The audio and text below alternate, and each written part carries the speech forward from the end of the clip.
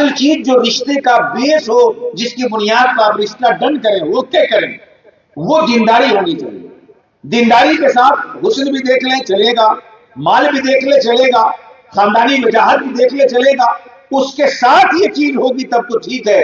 اگر اس کے علاوہ اس کے بغیر ہے تو کچھ بھی آپ کو نہیں ملا، اگر دینداری کی بنیاد پر آپ نے رشتے کو متعین نہیں کیا۔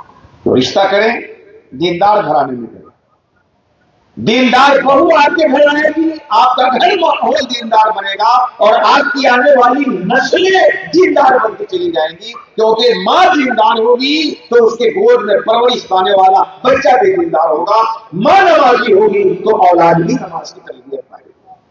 تو دینداری کی بنیاد پر رشتے کو متعین کریں۔ آپ نے رشتہ بھی متعین کر لیا، تو اب دوسرا مرحلہ آتا ہے کہ بھائی نکاح کس دن ہو۔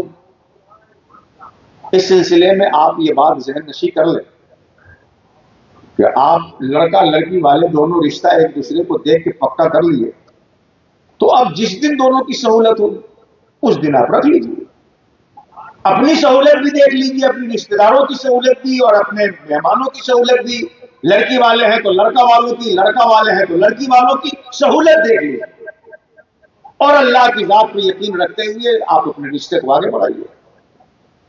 لیکن یہاں لوگوں میں بڑا کنفیوژن ہوتا ہے، بھائی ذرا جنتری انتری کھول کر کے قاعدے سے دیکھیے امام صاحب، 7 دن ہو، نحس والا نہ ہو۔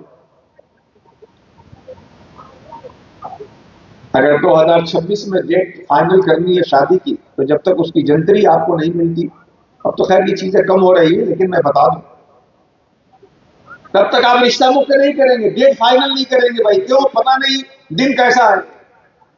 یاد رکھیے، لن یصیبنا الا ما كتب الله لنا، ہماری اور آپ کی زندگی میں وہی چیز آتی ہے جس کا اللہ ہمارے لیے فیصلہ کرتا ہے۔ دن اپنی ذات میں ہمارے لیے نفع نقصان پہنچانے والا نہیں ہے۔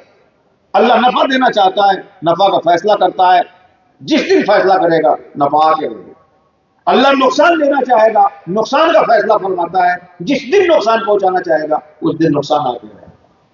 دن اپنی ذات میں نفع نقصان نہیں پہنچا سکتا، اس لیے ساد اور ناس، اللہ ساد بنا دے گا تو دن ساد ہو جائے گا، اللہ منحوس کر دے گا تو سب منحوس ہو جائے گا۔ اللہ کی ذات پر بھروسہ کیجیے۔